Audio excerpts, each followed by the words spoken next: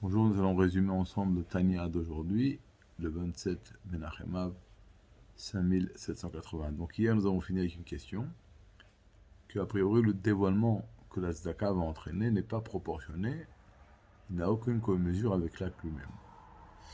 Alors la question elle est comment la tzedaka a la force de concrétiser que la lumière infinie de Dieu va se dévoiler dans l'âme du juif qui est en train de prier. Alors pour comprendre ça, le bon lui fait une métaphore. Il ramène un exemple tout simple, et demain on verra la parallèle par rapport à la tzedaka. Lorsqu'on prend une graine et on la plante dans la terre, quand on prend une graine, elle n'a pratiquement pas de couleur, elle n'a pas de goût, elle n'a pas d'odorat, elle n'a pas d'odeur, elle n'a pas d'odeur. Et pourtant, en plus, on va planter une graine. De cette graine va pousser, beaucoup, par exemple, des germes de blé, mais pas proportionnels. C'est avec une graine, on va avoir beaucoup plus de récoltes que la graine qui a été plantée. Et en plus, on a maintenant des blés qui ont un goût, qui ont une odeur. Donc, la graine va faire pousser quelque chose qui n'a aucune commune avec elle, ni en quantité, ni en qualité. Imaginez-vous, on plante des graines et il va pousser de cela un arbre avec des pommes rouges, des pommes vertes. Quand on prend la graine, il n'y a rien dedans, il n'y a pas de couleur, il n'y a pas d'odeur, il n'y a rien, pas de goût. Et en plus, ça va pousser pas seulement que c'est quelque chose de complètement différent, c'est plus que cela, c'est en quantité beaucoup plus grande, complètement démesurée. Alors en vérité, la graine elle-même n'a pas la capacité de faire pousser quoi que ce soit. Vous savez que faire pousser une récolte ou des fruits, c'est quasiment du néant à l'existant.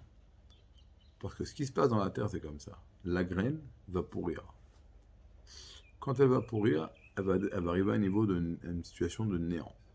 Et là, elle va se fusionner avec ce qu'on appelle la force de faire pousser les choses qui est enracinée dans la terre. C'est une force que Dieu a donnée dans la terre. Et là, la terre va faire pousser ses récoltes ou ses fruits de façon complètement démesurée au grain qui a été planté dans la terre. Alors la question elle est, si le grain, c'est pas lui qui va concrétiser cette récolte ou ses fruits, alors pourquoi on le plante?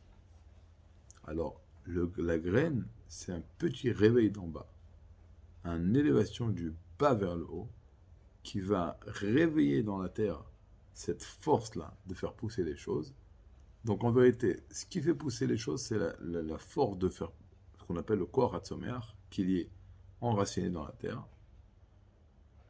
Mais ce Koach HaTzomeach qu'il y a dans la terre ne serait pas venu, n'aurait pas pu œuvrer sans qu'on ait planté à l'intérieur de lui cette graine. Donc il y a d'abord ce réveil d'en bas, cette graine qu'on va planter dans la terre, elle va se fusionner après être arriver à une situation de néant en pourrissant. Elle va se fusionner à la force qu'il y a dans cette terre de faire pousser les choses. Et là, cette force qu'il y a dans la terre va faire pousser des choses complètement démesurées, et, que ce soit dans la quantité ou dans la qualité. On va apprendre demain que c'est exactement pareil avec la tzedaka. Une petite pièce va faire dévoiler dans le monde un dévoilement de Dieu complètement démesuré. On sait qu'après le départ de l'Admour Azaken, de temps en temps, il se dévoilait physiquement dans ce monde à son petit-fils, au Rabbi Atzemar Tzedek. Et passé une période très longue où l'Admour Atzemar Tzedek n'a pas eu le mérite de voir son grand-père. Ça lui a créé une petite souffrance. Il a essayé de faire plein de choses pour cela. Il a prié, il a dit des télim, mais rien à faire. Un jour, en allant à la synagogue, il y a un pauvre qui lui a demandé de la charité pour qu'il puisse aller acheter et vendre quelque chose au chouk pour avoir un peu de parnassa. Au début, le Rabbi Atzemar Tzedek a dit bon, après la prière, je donnerai. Mais une fois qu'il a commencé à se préparer à la prière, il s'est dit si je vais attendre après la prière pour lui donner cet argent, il ne pourra plus rien faire avec. Il a enlevé son talit, il a été chez lui, il lui a donné l'argent. Quand il est revenu à la synagogue pour se laver les mains et continuer à prier, devant le lavabo, en se lavant les mains, son grand-père, le Admour Azaken, s'est dévoilé à lui. Et là, il a compris que tout ce qu'il avait fait avant, ça n'avait pas aidé à ce que le rabbi se dévoile à lui.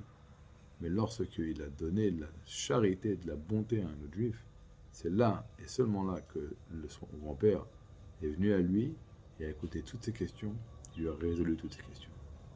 Grâce à Hachem, nous continuerons demain.